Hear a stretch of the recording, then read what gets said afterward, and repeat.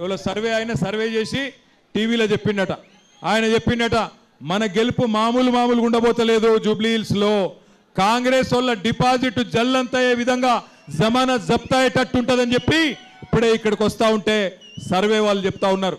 ఒక్కరు కాదు, ఇద్దరు కాదు, ఎంతో మంది సర్వే వాళ్ళు చెప్తున్నారు.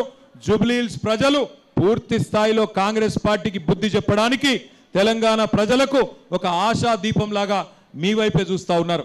4 లక్షల మంది జూబ్లీహిల్స్ ప్రజల ఓట్లతోని 4 కోట్ల తెలంగాణ ప్రజల తలరాత మార్చే శక్తి మీకే ఉన్నది.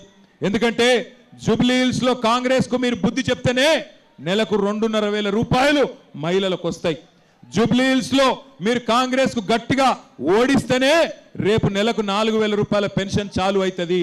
జూబ్లీహిల్స్ లో గట్టిగా మీరు కాంగ్రెస్ పార్టీకి దెబ్బ కొడితేనే నెలకు మళ్ళా బ్రహ్మాండంగా వికలాంగులకు కూడా 6,000 రూపాయల పెన్షన్ వస్తుంది. లగ్గాలకు తులం బంగారం వస్తుంది. మన ఆడపిల్లలకు స్కూటీ వస్తుంది. లేకపోతే మళ్ళీ మీరు కాంగ్రెస్కే ఓటేసిర్రు అనుకో, ఏమనుకుంటాడు రేవంత్ రెడ్డి, నేను ఎన్ని తప్పులు చేసినా అన్ని రద్దు చేసినా ఏమి ఇయ్యకపోయినా బ్రహ్మాండంగా నాకే ఓట్లేస్తున్నారు కాబట్టి ఏమి ఇచ్చే అవసరమే లేదు అనుకునే ప్రమాదం ఉంటుంది. దయచేసి అందుకే ఆలోచించి ఓటేయండి.